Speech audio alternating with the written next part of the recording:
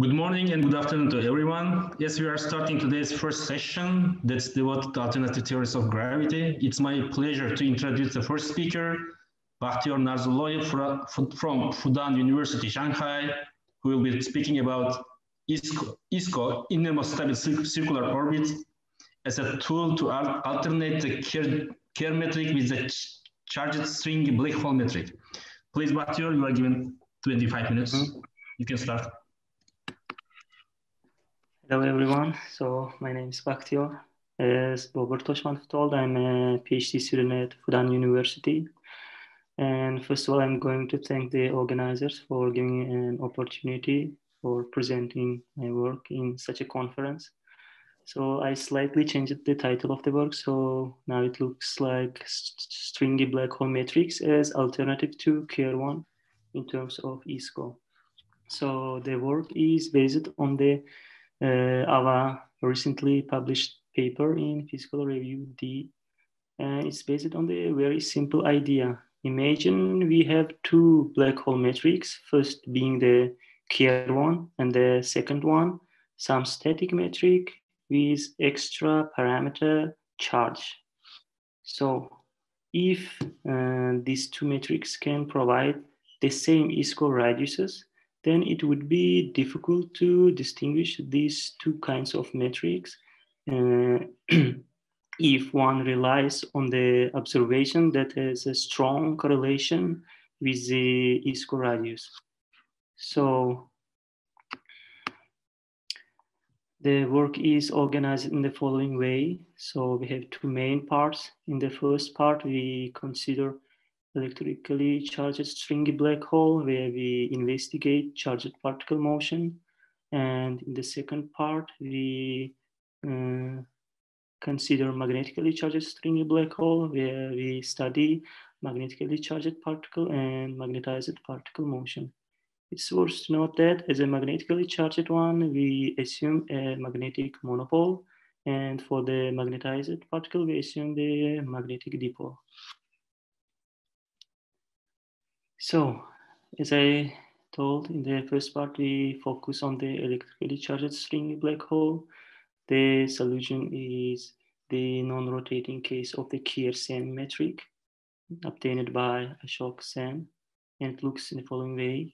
So we have an R function, which is a function of radius, and we have one extra parameter B, which is proportional to the square of the electric charge.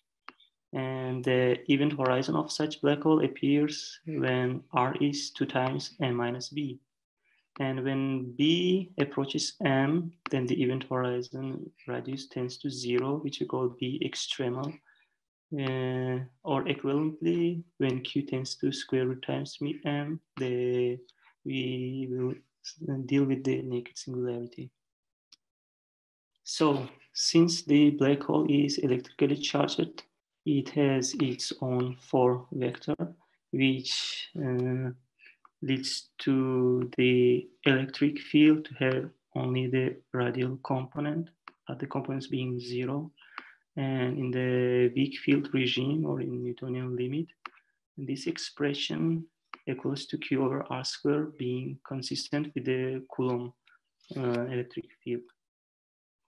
And to deal with ISCO, first we need to use the equation of motion for the charged particle. And we will use well-known Hamilton-Jacobi equation of motion.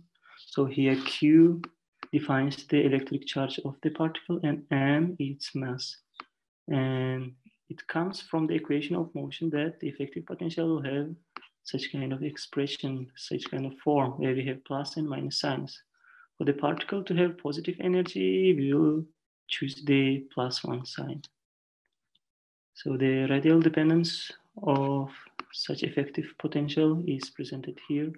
As we can see, when the electric charge of the black hole is negative, then the effective potential becomes stronger, which is consistent with the traditional and classical electrodynamics when we deal with opposite charged particles, then additional attractive force comes to the game and makes the resultant attraction force stronger. In the right panel, we have the same dependence for the different values of electric charge of the particle. And the trajectory of the charged particle near the equatorial plane presented here. So you can see that the average radius of the orbits become bigger if one increases the electric charge of the stringy black hole. So if increase the parameter Q, then it increases the average radius, which shows that the attractive force becomes weaker. So this is similar to the case of the rotational parameter of Kerr1. If one increases the rotational parameter A, then it also makes the attractive force weaker. So now we obtain the ISCO radius depending on the electric charge of the black hole. As you can see, the increase of the electric charge reduces the ISCO radius, which is very similar to the case of the rotational parameter of Kerr1. And one interesting phenomenon is that when the electric charge of the particle is minus square root of 2 by 2, the ISCO radius tends to infinity in the extremal values of the electric charge of the black hole, which show that no matter how far the particle is orbiting, the orbit cannot be stable, no matter how far it's orbiting. So in the right panel, you can see the dependence for the electric charge of the test particle. And based on the idea of the work, we show the degeneracy between rotational parameter of the Kerr black hole and electric charge of the stringy black hole. And you can see the plot, which is for the matching values of ISCO radius. So we can see that the electric charge can completely mimic the rotational parameter of Kerr1 in terms of providing the same ISCO. So now we turn to the second part where we consider magnetically charged black hole. The metric is obtained by Gary Horowitz. So we have one extra parameter Qm, which is the magnetic charge of the black hole. Again, we use the same calculations and as in the previous part. And here we have two parts. First part is responsible for the electric part, and the second one for the magnetic charge. So small qm is the magnetic charge of the test particle. And you can see that the non-vanishing component of the 4 vector is proportional to cosine theta, which equals to 0 on equatorial plane when theta is pi by 2. And the only non-vanishing part is T component. So in this case, the effective potential will have the following form. And again, we will pick the +1. And we obtained the numerical results for the ISCO radius for the magnetically charged particle and presented the degeneracy between A and G. So G is the magnetic charge of the particle. So we can see that when the magnetic charge is close to square root of 2, the magnetic charge can mimic the rotational parameter up to around 0.8. In the last section, we investigate the magnetized particle motion. So for the magnetized particle, the Hamilton-Jacobi equation of motion looks in this form, where the alpha beta is a polarization tensor, which is proportional to the magnetic momentum of the magnetized particle. And it satisfies the following condition, which makes the effective potential to look as presented here. So here, beta defines the interaction term between the magnetized particle and magnetic charge of the black hole. And the ISCO dependence on magnetic charge of the black hole and magnetic parameter of the magnetized test particle is shown here. So you can see again, increase of these parameters reduces the ISCO radius as the case of the rotational parameter of Kerr1. So it's very similar. And here we present three types of space-times. So the black solid one corresponds to the Schwarzschild black hole immersed in the external magnetic field, this one, and the red dashed one and dot dashed blue ones corresponds to the magnetically charged stringy black hole with 2 beta parameters. And the orange one corresponds to the Kerr black hole.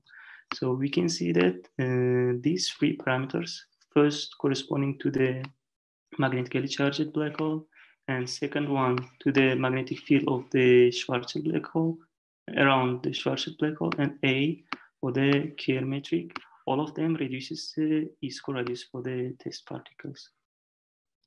And we again show the degeneracy plot between these 2 parameters, and in terms of magnetized particles, we can see that the magnetic charge of the black hole can mimic the rotational parameter up to around 0.9. So around 0.9 or 0.85.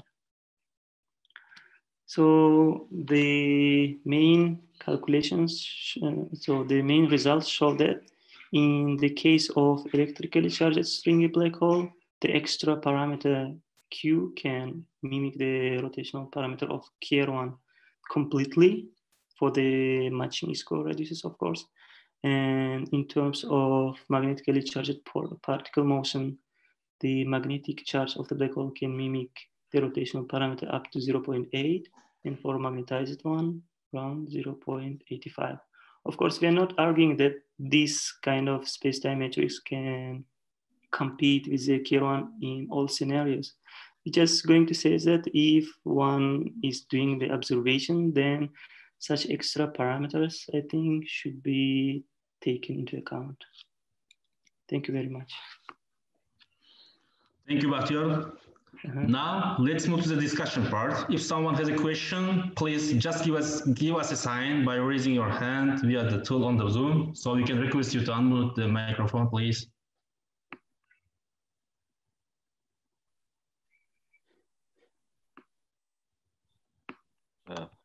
I do not know how to raise my hand, but okay, you can ask.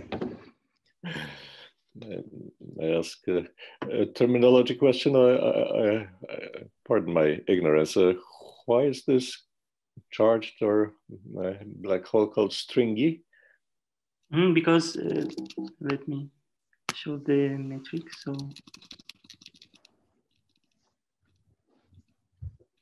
So these space-time metrics were obtained using the string theory.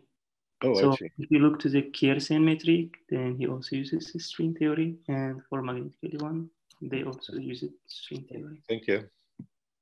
Thank you too. R is missing. Okay, next question. Professor Karas, have something? No, that was just comment. There was typo, right? Stringy. Yeah. Okay.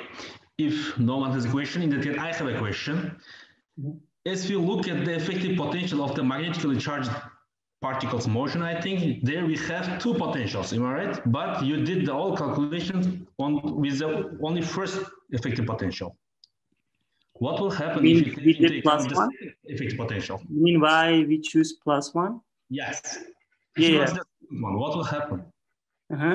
Okay, as I mentioned, we are assuming the particle with a positive energy for particle to have a positive energy, the effective, we should pick the +1 expression, +1.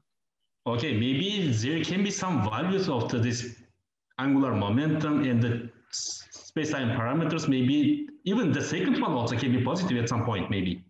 Yeah, but imagine you have magnetic charge to be 0, then this part will vanish, right? Yeah. And you have plus and minus sine square root. And for to have positive energy, of course, you will need to pick the +1.